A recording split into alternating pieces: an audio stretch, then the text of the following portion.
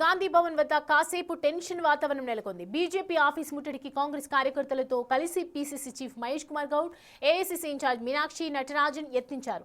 వీరిని పోలీసులు అడ్డుకోవడంతో తోపులాట జరిగింది. ఈ సందర్భంగా కేంద్ర ప్రభుత్వంపై మహేష్ కుమార్ గౌడ్, మీనాక్షి నటరాజన్ తీవ్ర ఆగ్రహాన్ని వ్యక్తం చేశారు. సోనియా గాంధీ, రాహుల్ గాంధీలపై అక్రమ కేసులు బనాయించి ఇబ్బందులకు గురి చేస్తున్నారని PCC chief Mahesh Kumar Goud, AICC incharge Meenakshi Natarajan ఆరోపించారు. ఎప్పటికైనా సత్యమే గెలుస్తుందని, నేషనల్ హెరాల్డ్ పేపర్ కేసు విషయంలోనూ అదే జరిగిందని మీనాక్షి నటరాజన్ అన్నారు.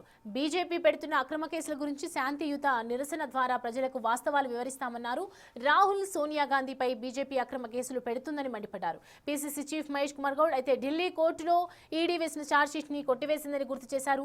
దేశం కోసం ఆస్తులు త్యాగం చేసింది గాంధీ కుటుంబంపై కావాలనే బీజేపీ వేధింపులకు గురి చేస్తోందని ఆగ్రహం వ్యక్తం చేశారు.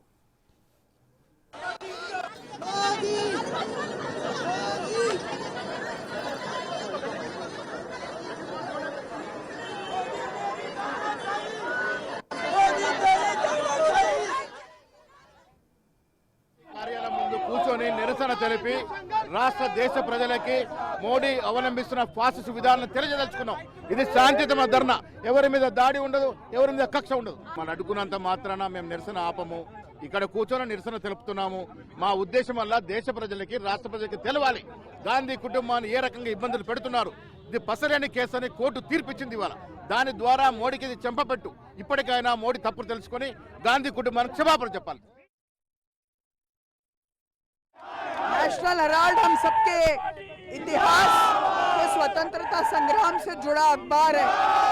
जिस तरह से भ्रामक प्रचार, झूठ और भय का राज केंद्र की सरकार फैला रही है, कोर्ट ने ये साबित हुआ कि और सत्य आखिर परेशान होता है लेकिन सत्य पराजित नहीं होता।